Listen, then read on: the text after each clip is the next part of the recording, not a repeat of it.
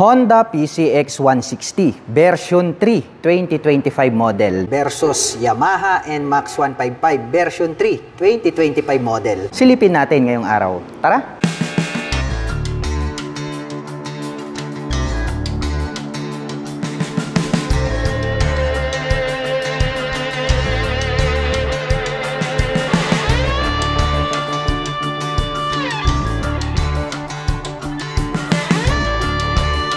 Unahin po natin ito pong kanilang headlight design. Ito pong ating Honda PCX 160 version 3 ay naka V-shape design po. Ito pong kanyang makapal na daytime running light. At located naman po dito sa bandang itaas, ito pong kanyang mga LED na turn signals. At ito pong kanyang high beam and low beam. Napakaangas po nito pong kanyang headlight dahil nga po para po siyang nanlilisik na mata ng agila. Naka full LED na po lahat ng kanyang lighting system. Habang ito naman pong Yamaha NMAX 155 version 3 ay mayroon naman po itong dual projector lights para naman po sa kanyang main light. At mayroon po siyang split na daytime running light na parang nagsisilbing kanyang mga mata na nanlilisik na parang mata lang din po ng agila. At located naman po dito sa bandang ibaba, ito pong kanyang LED na turn signals. At black color naman po ito pong kanyang visor. Habang ito pong ating Yamaha NMAX 155 ay black color lang din po ito pong kanyang visor. At pagdating po sa kanilang mga front suspension, naka-traditional telescopic fork po ito na black color. Ganun din po ang kulay nito pong ating Yamaha NMAX 155 V3.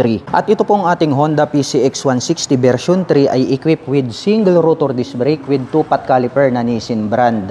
At ito po ay gumagamit ng CBS para po sa kanyang braking system. Habang ito naman pong ating Yamaha NMAX 155 version 3 ay naka single rotor disc brake with single pot caliper. At ito po ay equipped with ABS, also known as anti-lock braking system. At ito pong ating Honda PCX 160 na version 3 ay naka-casual po ito na black color. At ang sukat naman po ng kanyang gulong rito sa harapan ay meron pong sukat na 110 by 70-14. Habang ito pong ating NMAX 155 version 3 ay naka-casual din po ito na black color. At may sukat naman po ang kanyang gulong rito sa harapan na 110 by 70-13. Mapunta naman po tayo dito sa kanilang meter panel display. Ito pong ating Honda PCX 160 version 3 ay pahaba po ang pagkakadesenyo nito pong kanyang digital meter panel display. At mayroon po siya diyang 2 button selector. Habang ito pong ating Yamaha NMAX 155 version 3 ay naka fully digital meter panel display din po ito. Sa bandang itaas po yung kanyang mga light indicators at mayroon din po siyang indicator sa magkabila para po sa kanyang turn signals. At pagdating po sa ating mga button selectors, ito pong ating Honda PCX 160 version 3 ay mayroon po itong high beam and low beam, horn at ang kanyang turn signal selectors. Habang dito naman po sa kabila, mayroon po itong auto stop start system, hazard button at ang kanyang electric starter. Habang ito naman pong ating Yamaha NMAX 155 version 3 ay mayroon po itong high beam and low beam, menu button, turn signal selectors at ang kanyang horn. Habang dito naman po sa kabila, mayroon po itong auto stop start system, hazard button at ang kanyang electric starter. Pag-usapan naman po natin ang kanilang mga ignition. Ito pong ating Honda PCX, ito po ay equipped with the smart keyless system. Included na rin po dito yung kanyang fuel at set button. Habang ito naman pong ating Yamaha NMAX 155 version 3 ay nasa gitna naman po ito pong kanyang smart keyless system. At included na rin po dito yung kanyang fuel at set button. At ito pong ating Honda PCX version 3 ay mayroon po itong left side pocket, buksan natin. Malalim din po ito at pwede po tayo diyaang maglagay ng mobile phones. At bukod dyan, mayroon na rin po siyang integrated na USB Type-C port. Naka-fast charging na po ito pong kanyang USB. Habang ito naman pong ating Yamaha NMAX 155 version 3 ay mayroon po itong 2 front pocket. Dito po sa kanan, mababaw po ito at pwede po nating paglagyan ng coins at gloves. Habang dito naman po sa kabila, open po ito at mas malalim. Pwede po tayong maglagay rito ng mobile phones at iba pang mga belongings.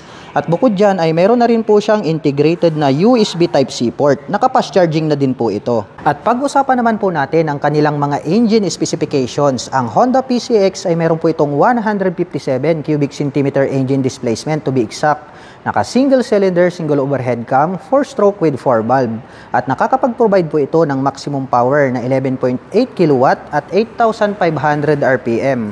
habang nakakapagbigay naman po ito ng maximum torque na 14.7 Nm at 6,500 RPM. Habang ito naman pong ating Yamaha NMAX ay meron po itong 155 cubic centimeter engine displacement. Naka single cylinder, single overhead cam, 4-stroke with 4 valve at nakakapag-provide po ito ng maximum power na 11.3 kW at 8,000 RPM.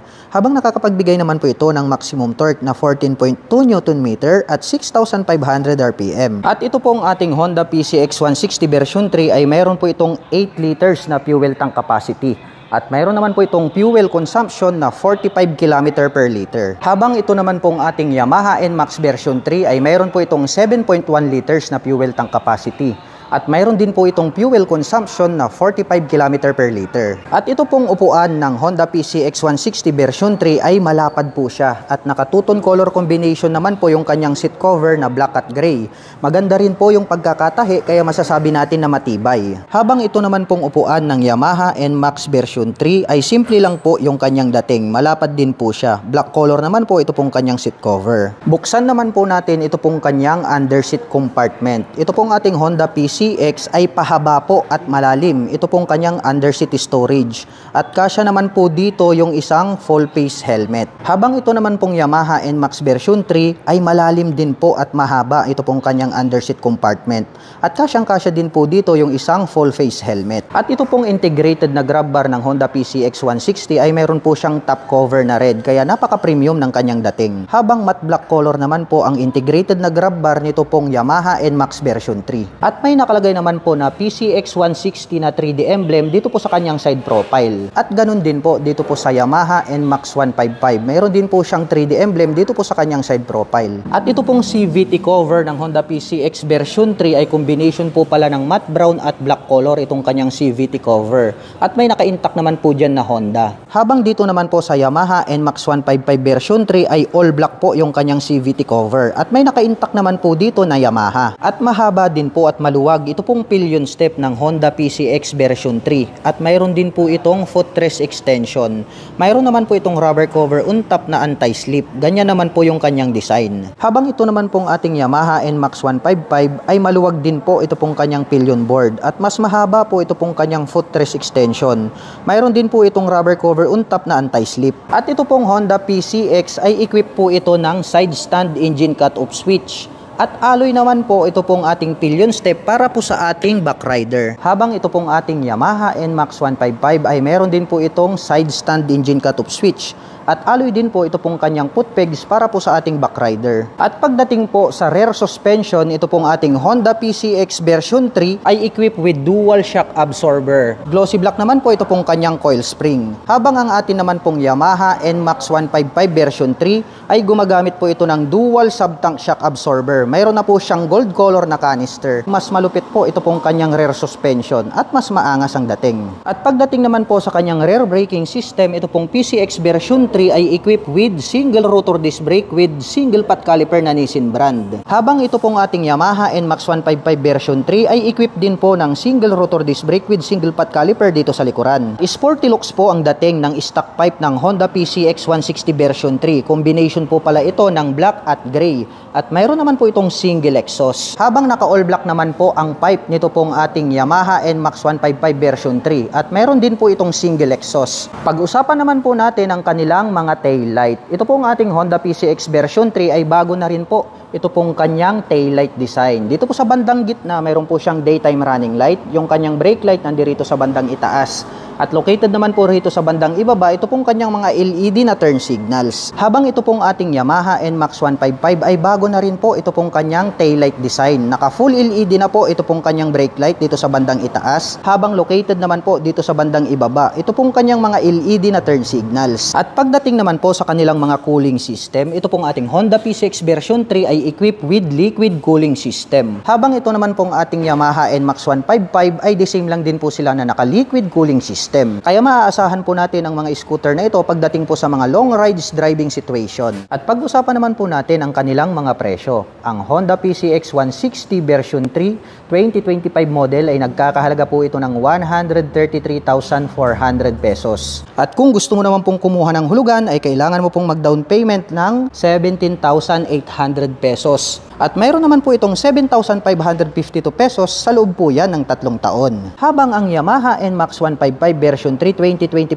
model ay nagkakahalaga po ito ng 155,900 pesos. At kung gusto mo naman pong kumuha ng hulugan ay kailangan mo pong mag-down payment ng 26,800 pesos. At mayroon naman po itong 7,141 pesos sa loob po yan ng 3 taon.